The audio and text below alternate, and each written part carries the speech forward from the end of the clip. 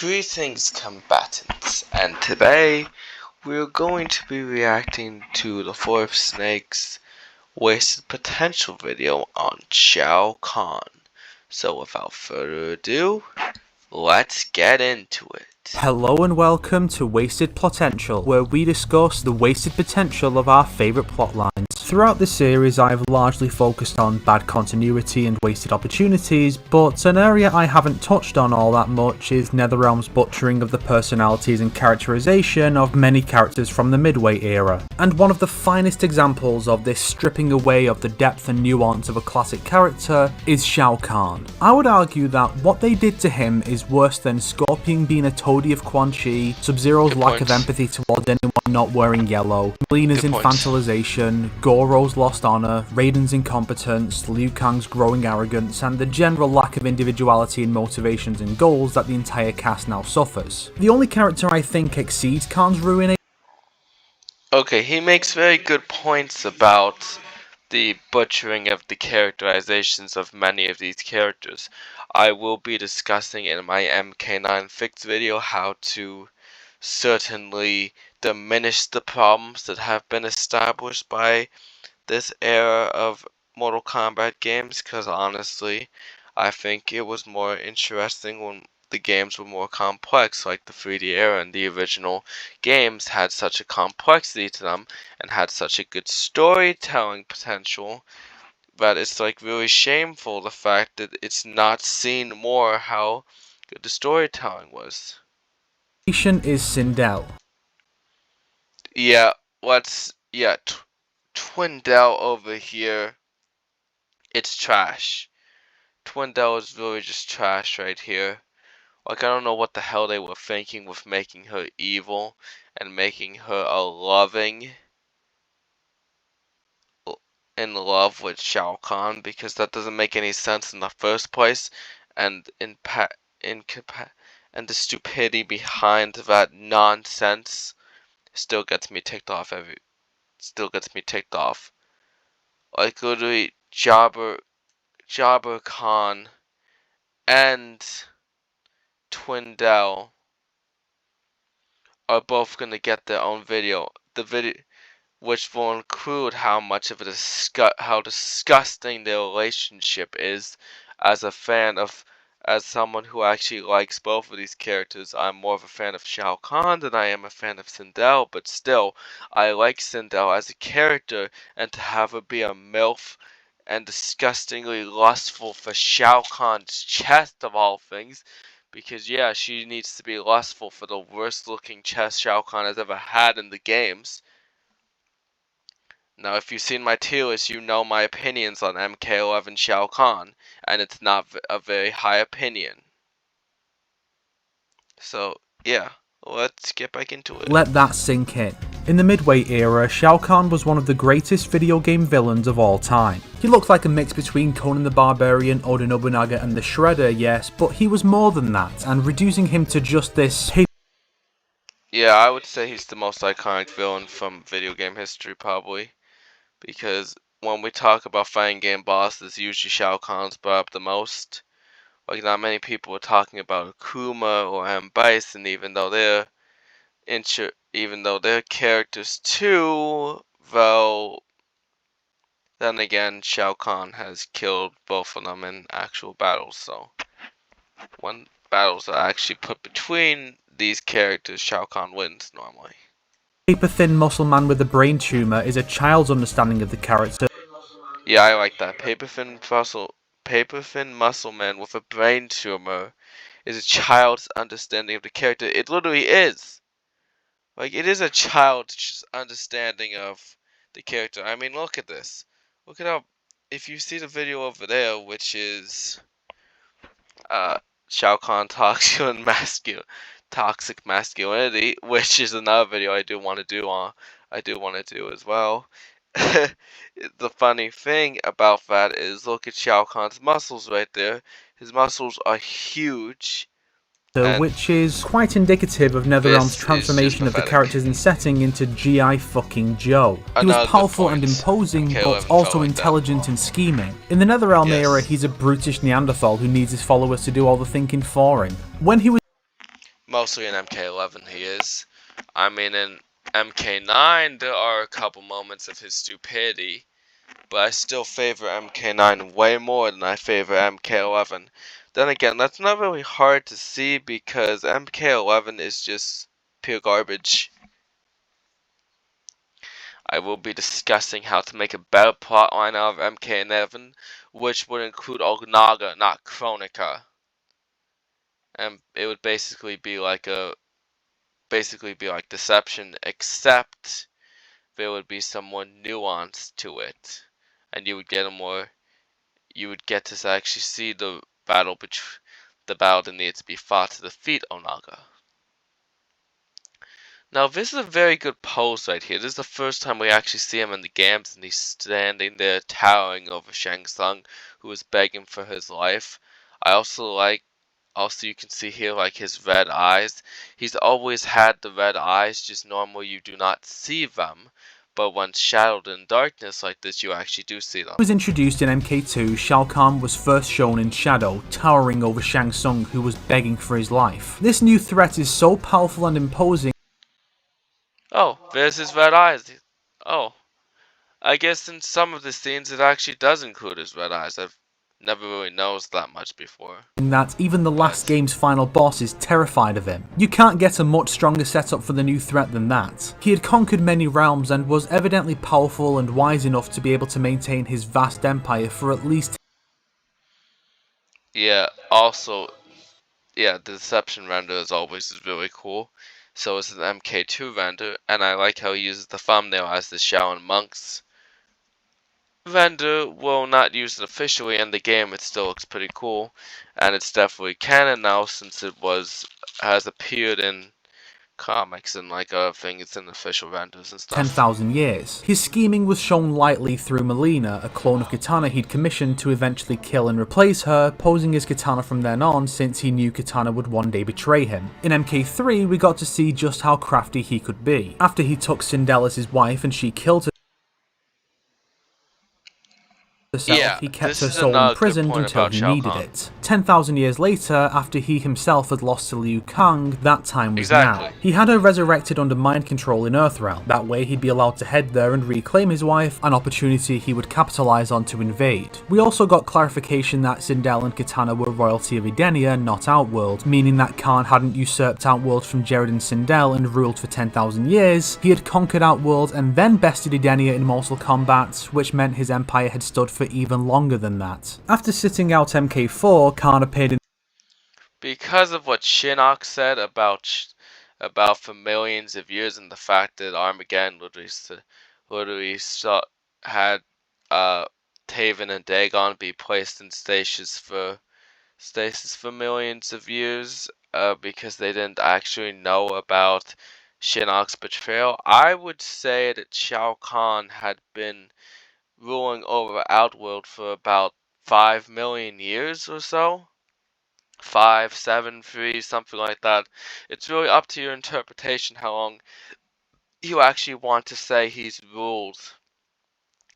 But in any case, he's ruled for a very, very long time.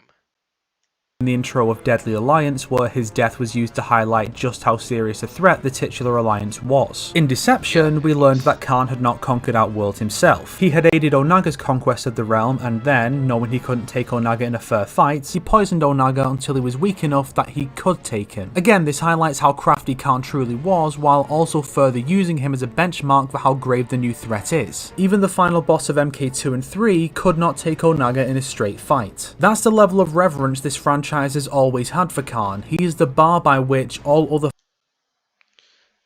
Yeah, that is a very good point. Even at Shao Kahn's lowest during the Midway era, he's still used as the bar to prevent a significant threat from another villain. Like, from what I've seen, Onaga isn't particularly stronger than him at this point, especially after his reign of Outworld and his gaining of so many abilities and powers, but doesn't mean a fight between them wouldn't be close. Like, as I'm gonna state in my MK9 fixed video, the fight between them Shao Kahn more so used his cunning to defeat Onaga this time. Like Onaga underestimated him, he used his cunning to overwhelm to be able to strike critical blows against Onaga, which weakened him enough where where he took the advantage and killed him. He then took his soul to enhance his own powers to make it much easier for him to achieve victory. I'm gonna get into that in my MK9 fix video, of The course. final bosses are judged, and yet he still always comes out on top. Even though there are individuals that are more powerful than him, his guile will keep him in power or bring I still want to know about that. Like, I did a playthrough of VMA. I don't know if I uploaded it or not, but I did want to know how and why she had such an obsession with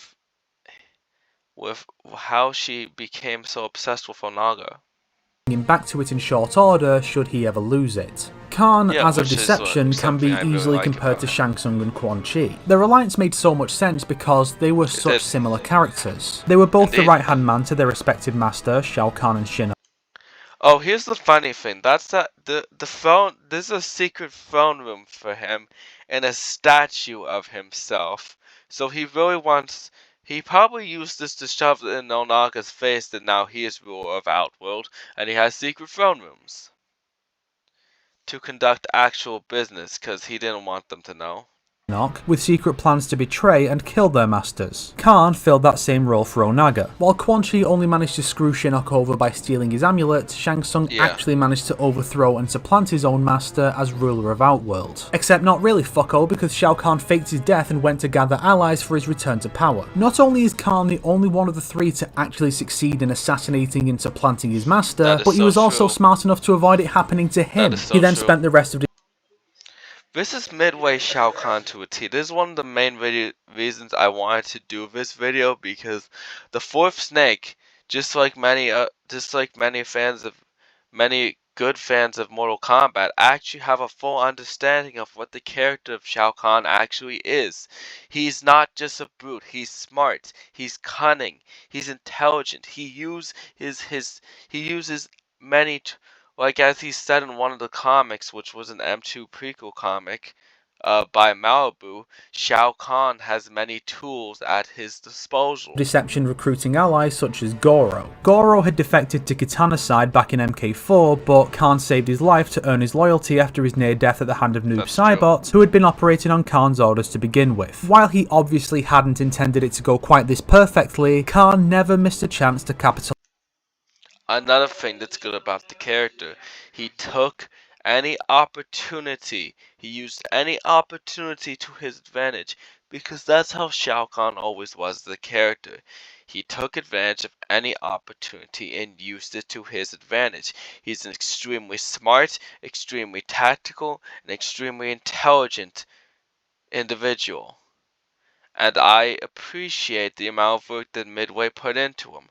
This is why I favor him as a villain so much, because he's not just a generic bad guy with just, oh, I'm evil, I do evil things. He actually does many things that actually gain goals, and he actually feels like a significant threat.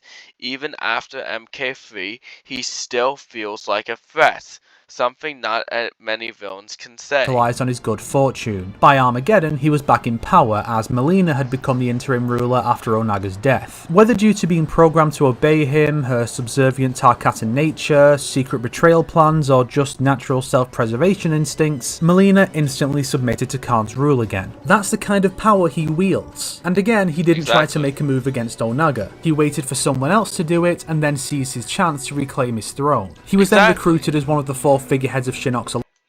Like, he didn't have to deal with Onaga. Now, he probably would have if the Forces of Light actually lost. He probably would have intervened, but he didn't. He didn't need to. Shujenko was able to accomplish his goal and made it so that Shao Kahn had no need to interfere. So yeah, I like that. He secretly uses the heroes to accomplish his own goals. He used the heroes to accomplish the goal of destroying Onaga. He took advantage of what they were doing, of their goals to defeat Onaga, and he just let them do what they were doing, not interfere, not try to take glory or try to kill him for himself. No, he used this as his advantage to accomplish his goals. I think that's really smart. Alliance with the clear motive to betray the rest and seize Blaze's power for Yep, he himself. does. 2011 then shows him to have done exactly that and beaten Blaze in the end. Given how clear it was Exactly. that Taven was supposed to be the victor, it's not hard to assume Kahn waited for the right time there and batted Taven aside when Blaze was weakened and then scored the finishing blow. But once those visions reach Raiden, Shao Kahn becomes a That's exactly my point right there. Shao Kahn was crafty and smart. Many people say, oh, it's unreal. Some people say it's unrealistic that he defeated Blaze and took his power. It's like, no, it's not unrealistic. This is what Shao Kahn does. He schemes. He uses his cunning to determine when the best time to do things are, and he took advantage of doing that. That's how he won. Shao Kahn is smart. Him defeating Onaga just shows how much of a cunning individual he is. He very likely did not take Onaga on in a straight fight during that when he dragged him off. He likely wounded Onaga while he was in the air, forcing him to crash land, and then took advantage of his injuries, inflicting a couple more injuries on him, using those injuries to gain the upper hand against Onaga and defeat him. Now, yes, he is stronger than Onaga, but he's not taking any chances with him. I very much agree with that statement. Even if he isn't stronger than Onaga, even if it's stated Onaga is stronger, which I doubt slightly, it's still a good way to determine how he defeated him. Also, he wields a similar power to Blaze since he actually merges realms in a state to actually destroy realms like Zatera. I have kind of crafted a reason for why he destroyed Zatera, but we'll get into that into my MK9 fix video.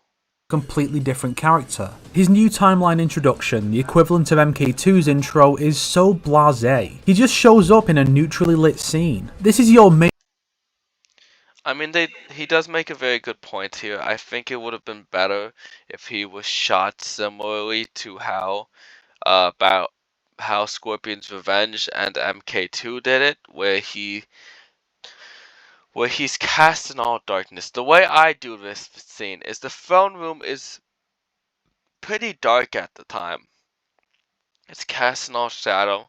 You can always see Shao Kahn's red eyes on the throne as he starts speaking, and sometimes you'll see his hands protrude out of the darkness so he can torture Shang Tsung for his failure. But that's just my point in general. Like, you want Shao Kahn to be as feared as possible. You can't do that if he shows up like this. Also, he needs to use more assertive words like, you have failed me, instead of, you failed me. 500 years I have waited.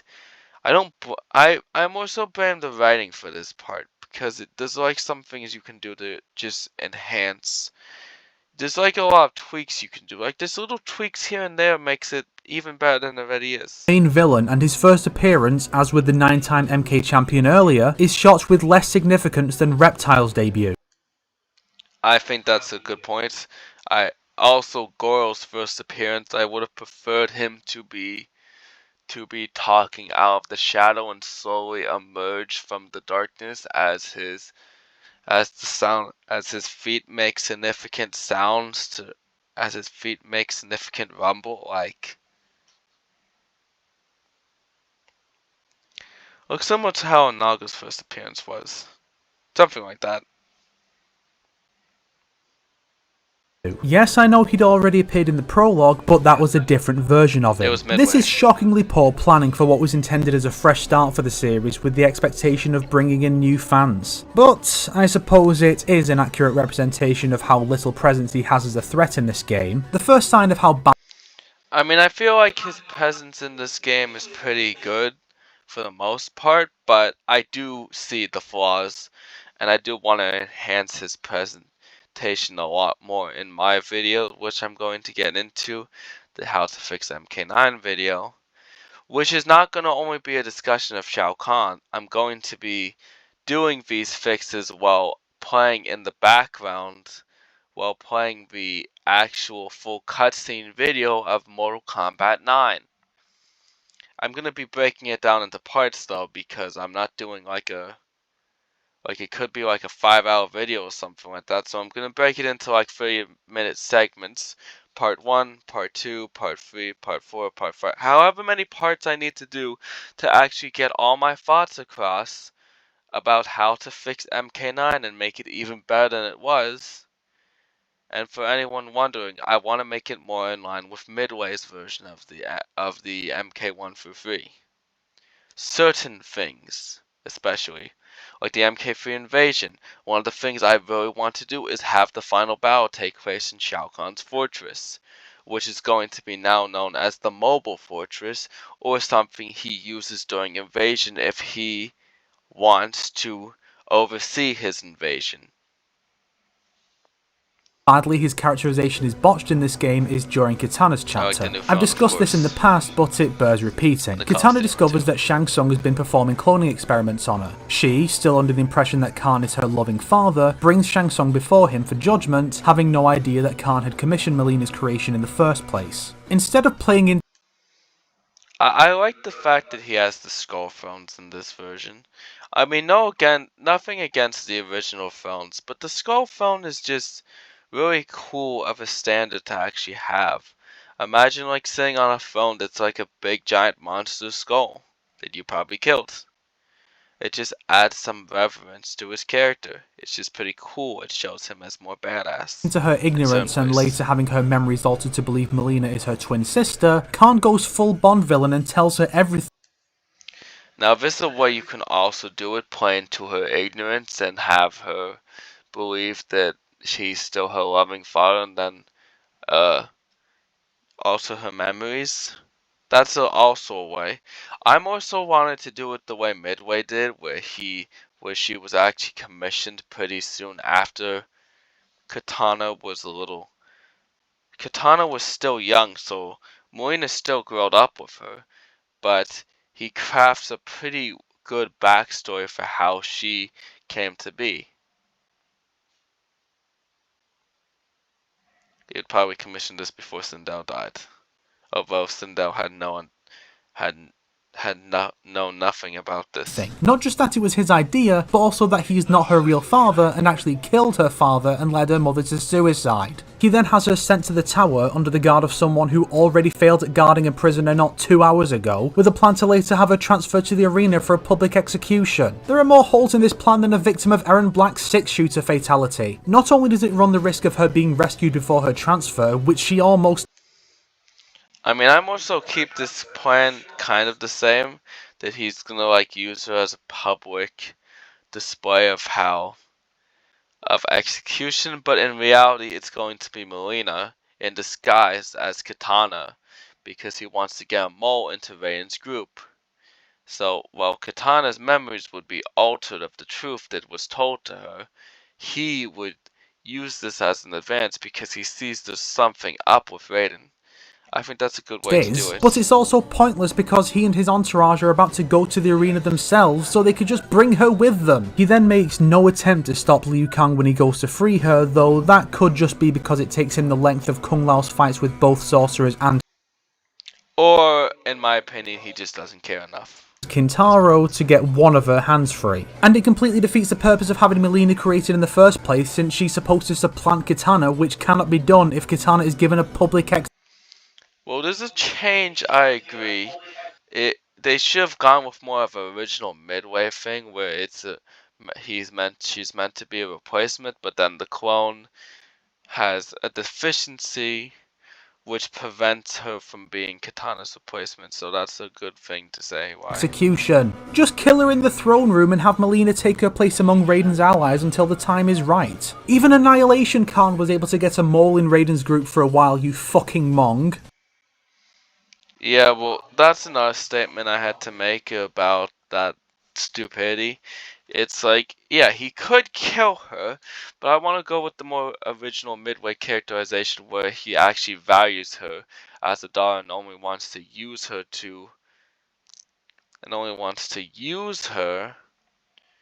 and still wants to keep her around. He still wishes to keep her around for certain things. After he kills Kung Lao, he makes no attempt to abuse his position as host of the Yeah, but I do think he would eventually make an attempt to abuse his position. But I also think it was actually pretty interesting to see him do that. He snaps someone's neck and then he basks in the glory of doing so. It's like such a Shao Kahn thing to do. Like, he enjoyed it. He's smiling at the fact that he literally just killed one of Raiden's warriors, and now Raiden is acting like he's gonna do something about it. We all know how that would have ended. Raiden would have gotten his ass kicked. tournament to prevent the champion of Mortal Kombat from attacking him in retaliation, probably because he's high on achieving his single victorious feat in this entire timeline. The plan to revive Sindel is no longer his because Yeah, thanks, Quan Chi. NetherRealm were too busy sucking Quan Chi's pasty white cock to make their main villain seem like his IQ exceeded single digits. Shao Kahn isn't a character anymore, he's a concept. The concept of the big, powerful emperor that only the absolute best fighter can topple. But he's written more like an enforcer of the main villain, the big dumb brute that enacts the main villain's will like MK1 Goro. And considering how easily Quan Chi manipulates him on Shinnok's behalf, that's basically what he is. And then in MK11, that's exactly. Yeah, I don't like that whole thing with Quan Chi either, so I'm gonna get into that in my MK9 Fix video on how to present an alternative which makes his characterization much better. In many ways, of course. Like, one of the ways is for Shao Kahn to be fully aware Quan Chi is trying to for Shao Kahn to be truly aware that Quan Chi is trying to manipulate him. He has a spy, as in Scarlet, spy upon him, and he does certain things about it, like Kronika brings him into the time Sorry. merger and recruits him easily. Unlike the Revenants, he is not given an example of what Kronika can actually do, so he has no reason to believe she actually. That is true. It's a stupid decision. Well, this is where the stupidity really gets into high gear. Can do what she claims and fall in line with her forces. Instead of a time merger, Kronika should have plucked the dead from various points in time, with Kahn coming from right before his battle with Raiden. Yeah, and they should have kept his design consistent instead of retconning it so it makes no sense.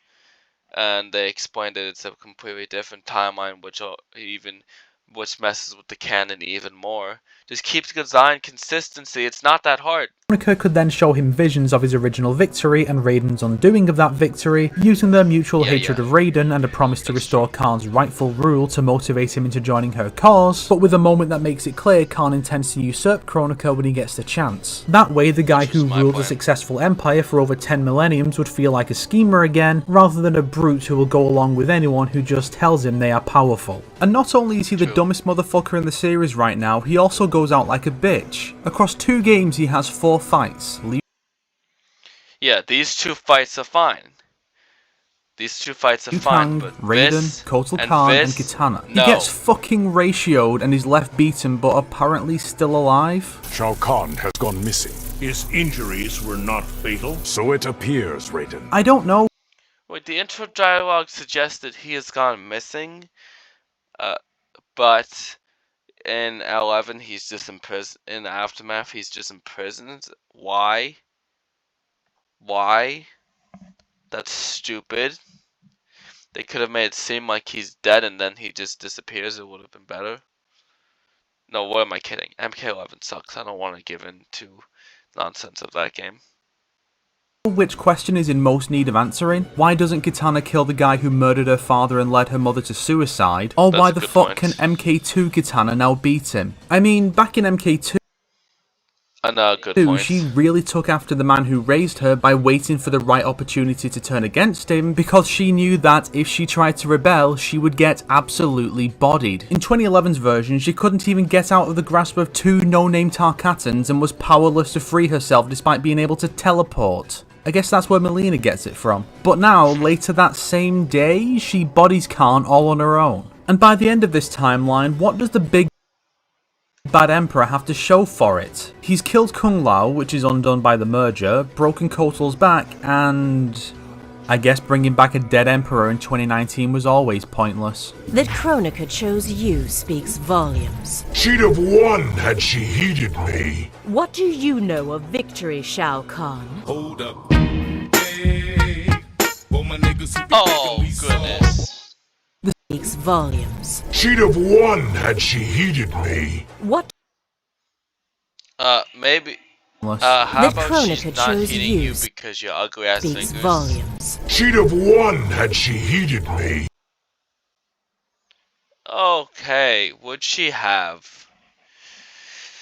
Because you're not even the same character anymore. Your personality and characterization is completely different from your previous incarnation, so what's the point? What do you know of victory, Shao Kahn? hold up. Hey, for my niggas And she's literally talking down to him, which makes his presentation and intimidation factor even lesser in this game. Which of course it really much is. who be thinking we soft. The series has always had such reverence for this character, the final Indeed. boss of two games who came closest to conquering Earthrealm, being the tease in Exactly. Reiko's MK4 ending, his alleged Exactly. death marking the threat level of the Deadly Alliance, being one of the Exactly. two characters added to Deception's GameCube port to make up for the lack of online Exactly. functionality, receiving major focus in Armageddon's intro, being compared to Darkseid in the DC crossover, Exactly! Goodness gracious! being the ultimate victor of Armageddon and serving as the entire reason the second timeline even exists. A new character Exactly. being added to MKX just to be his successor, and serving as the Exactly. pre-order bonus for MK11, with his return being noted as significant enough a threat to be the focus of the plot for the duration of the second act. And yet, it seems like this reverence is only held by the fans, while the current Exactly. developers focus on him out of obligation or cynical knowledge that the fans love him. Why else would he have been completely stripped of everything that made him interesting or threatening and turned into a Exactly. brain-dead brute with no personality that isn't directly lifted from Donald fucking Trump? Yeah, make Outworld great again is one example of that. I'm not getting into politics in this video. My political opinions are not actually important, but when you comparing him to Trump is like is the equivalent of like when villains in those comics would say they're a big fan of Hitler. It's like, no, don't you start that nonsense. It's stupid. I don't even care about Trump in general. Like, I really don't have anything against him or anything for him. But I do care when they decide to make an exaggerated form of his personality and use an exaggerated form of his personality to make a villain's personality. It's stupid. Don't use real world politics to do such things. They focus on making him detestable with the most shallow characterization, sexual threats, and Orange Man bad.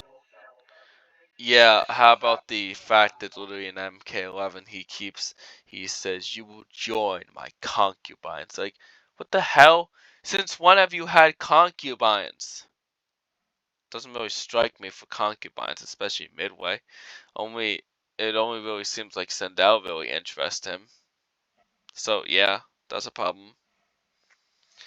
What about the other one?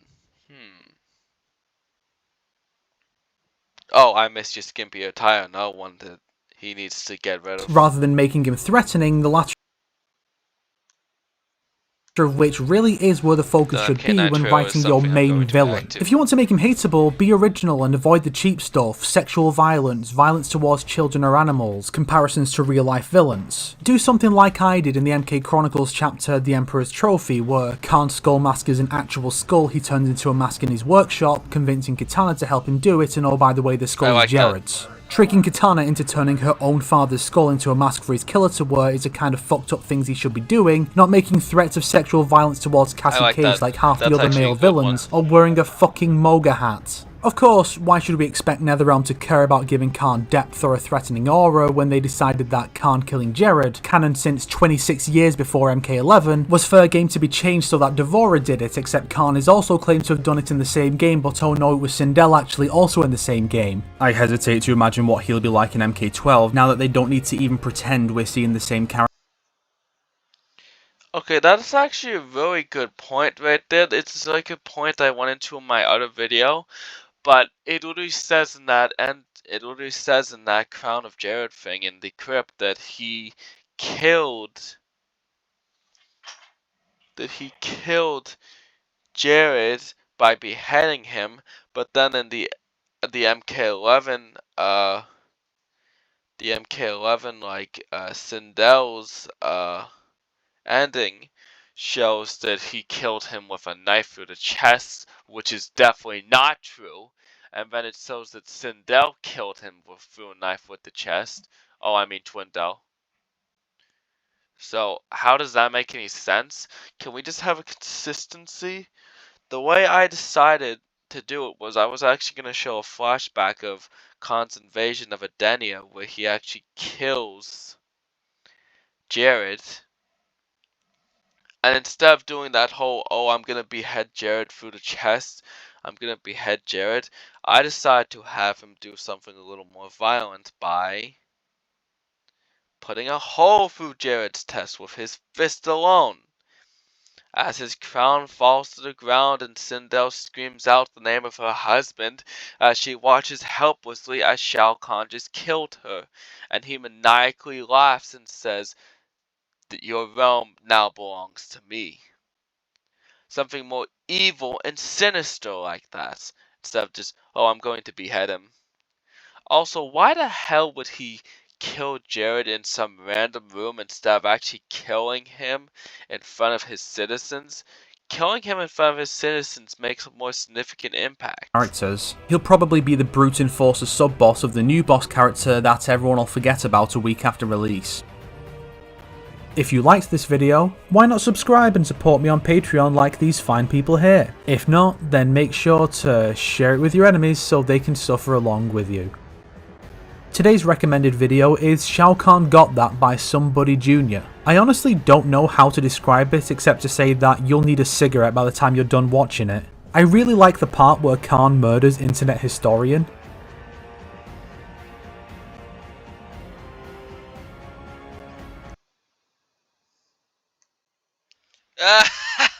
That's funny.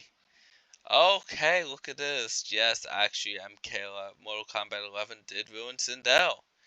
That's a video I'm going to be getting into. We've done this song and dance. Okay. Yes, I'm going to put that up here because it's one of my next videos I'm going to do. Talk about how Twindel was MK11 ruined her as a character. So, yeah. Just to say. But there's a lot of things I'm going to be discussing about when I do about how to make Shao Kahn the perfect Mortal Kombat villain again video. So yeah, we'll get into that. Without further ado, thank you all for watching. I hope you like this. If you like this content, please feel free to like and subscribe. I hope you like this video. As the fourth snake is very critical of NetherRealm, but he should be, because Midway is just plainly better. MK9 is a good template to get into the Mortal Kombat story, but if you really want to actually experience the stories and actually get more nuance into it, MK1 through 3 is just way better. So yeah, thank you all for watching. If you do not like my content, thank you for watching anyways. And as always, God bless you all. This is Shao Kahn 123 signing off.